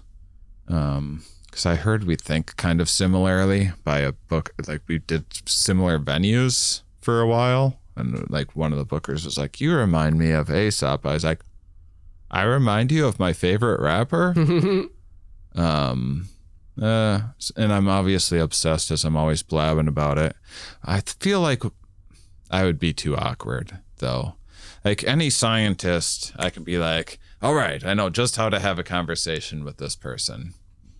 So I'm gonna throw in a couple more, actually, that I just thought of. I'd want to talk to Lex Friedman. That'd be fun. Mm-hmm. From the artificial intelligence. Mark Norman was just on his show. That's perfect. And I love, because me and my mom both listened to Lex Friedman, and my mom would have probably never heard of Mark Norman, but since she listens to that show, she's like, have you heard this comedian I just heard on Lex Friedman? He was very funny. Mark Norman. And so there's this guy like talking about blowing his dad and like queefing, and just because it's on that show, she finds it. But I love the norm. I'd love to talk to our boy Jordan B. Peterson, because especially of the recent things coming out, I'd love for him to clarify some of the things. Like you were accused of calling conversion therapy moral grandstanding. Why did you tweet that? And what were you thinking? And that doesn't go along with the stuff you were saying 5 years ago. Right. Questlove. I'd love to talk to Questlove. Now I'm just going through podcasts and saying who I'd like to talk to. Questlove Gomez. Ooh, Jim Carrey. Or not Gomez. What's his last name? Jim Carrey would be a great one. Jim Carrey. Oh man, we're agreed. Cross out the other ones I said. Jim Carrey. We need to get Jim Carrey on Mind Under Matter. He would be great. He just turned 60 today at the time that we're recording this. Damn, he's old now. I know. It made me sad when I was like, oh my God, Jim Carrey's 60. Oh my God, Jim Carrey's going to die one day. 39. Yeah, he is. He's going to die a horrible, horrible death. All right. Jim Carrey's our dream living guest. I was thinking of, I know I could just go on this forever now that I want to just talk to all these living people, but some people, like, it's not necessarily people you'd like that you'd want to talk to also. Like, I was thinking I would love to sit down with Ben Shapiro for 2 hours and like ask him the questions I just never hear him asked. See how he thinks of this thing, and it doesn't have to be public or anything, but I'd love to talk to people I admire, but also I'd love to talk to people I disagree with. I'd actually love to talk to Donald Trump. That would be fun. I would like to talk to Donald Trump. I would like to. Imagine getting to sit down with no one recording it and hearing the real him. Because maybe that is the real him, but like, what is he like behind closed doors when it's not the show? Like, he doesn't have a filter, that's for sure. He definitely errs towards speed over like depth of thinking, and he's definitely a character. I know this is like an alienating thing to say, but gun to my head, being honest, I have way more of an issue with people like worshiping him with like Donald Trump flags and viewing him like a god than I do with actually Donald Trump the man. Like, there's always going to be a fucking new person that's like gonna be sort of like conniving or shitty or whatever. Like, it's a bigger issue. You say the same with Rogan too. Well, actually, maybe now you kind of dislike Rogan a little more, but before you were like, I don't have a problem with Joe Rogan. I have a problem with all the blindly following people with him. I would say that's still more true. I'm hopeful that one day there's gonna get to a place where Rogan's gonna be like, yeah, okay, now that we've cleared all that up, okay, now here's what everyone should do. Like, maybe there's some compromise where like, thanks for getting the word out there about monoclonal antibodies or something like that. And he's like, yeah, I shouldn't have been so hard on vaccines, or something like that will happen. I would be thrilled. Like when Donald Trump goes on about how great vaccines are, I'm like, yes, thank you so much. I mean, even though people think he's a clone now, not everyone, but there's a theory that some people are, so stuck in their belief. Of course. There's a fucking Donald Trump clone theory. Oh my fucking God. I'd love to talk to Michael Garfield actually too. And you know what? I can, and I have before, but he's alive, and it just makes me think I should hit up Michael Garfield. I'd love to ask him. You should love to ask him about some of this stuff. Yeah. Garf is a very, very, very good thinker. He will just pummel you with fucking books that he's read. He has such a good retention for names of people, for citations. One of the best citation people in the biz. Yeah, and like what Rogan Carl Jung does a bit of say. that too, where it's like his ability to cite people is like, God damn, that's like, you can hear from me on this show, or here we are. I'm like, who is the person? Like, the concepts I got down, no problems there. Not that it's perfect, but it's certainly not a deficit of mine. But God, I can't remember like the fucking trivial, what was that detail? Yeah. And like Rogan's fucking on top of details to a fault, I would say. And then sometimes. And then Garfield's got like a good mix of those. Yeah, he's a super bright guy. Yeah, it's unfortunate he's tough that like to keep up with. That's one of the worst things about COVID is my tolerance for far out thinking has like diminished so much because the stakes because now. The stakes are higher. It's like I can't play this game right now. Like I don't get to go off in a fantasy world anyway. But like I don't want to hear about fucking quantum physics. Like I'll just like that's what it sounds like in my head now. I was like I sort of didn't like the abuse of like quantum physics type stuff before all of this. I'm not talking about Garfield or anything. I'm just talking about like what stereotypes of far out thinking. It sort of like rubbed me the wrong way a little bit sometimes. And now in the time of COVID, I'm just like, no, it's not a simulation. No, this is actually happening. No, we're not. Oh God. And like my tolerance is such a fucking bummer. It's like it's less fun for sure. But I'm also creative in other ways. Yeah. Maybe in 5 years you'll be back to hearing about the quantum nature of reality. Yeah. If you fix the quantums in your imagination and focus on manifesting a quantum, you can have as many quantums as you want. This was a super fun episode. I like this because it was a good mix of philosophical, threw a little science in there, and personal at the same time, while letting the audience steer the ship a little bit. I'm going to like doing these Q&A episodes. This is a thing. This is a thing that we're going to continue to do. We're going to do it as the February bonus episode for those visionary and higher tiers on Patreon. And the main thing, since we always plug Patreon, you don't got to go out of your way and like start an Instagram account or whatever to like just to support this show or anything like that. Yes, you do. What are you talking about? If you are on Instagram, just make sure if maybe like you follow both of us individually, make sure and follow the Mind Under Matter podcast. And if some of the highlights and stuff, I find myself doing it all the time where I'll see something really amusing someone's done. And I'm like, oh, I forgot to hit the like button. If you see my Instagram, I also share a bunch of other people's stuff. It's an awesome thing to do. Anytime you guys share on Instagram that you're like listening to the podcast or anything like that, I always try to reshare it and add it to my story as well. It helps people to hear good things from other people to make decisions.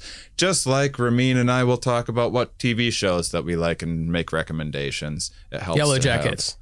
I'll watch Yellow Jackets. I just realized that I have a Showtime thing because I have Hulu already. So I started watching Billions, getting caught up on Billions and Dexter, and then I'm like kind of taking a little bit of a break from TV or moderating a lot more. So I might get caught up on Billions because Rihanna Banana, our assistant, going to pay her and Steve a visit soon. She's into Billions. We're maybe gonna watch it together. Got a trip coming up. This is one of our last recordings. Getting out and about a little bit, heading to Denver. I was going to put together a show.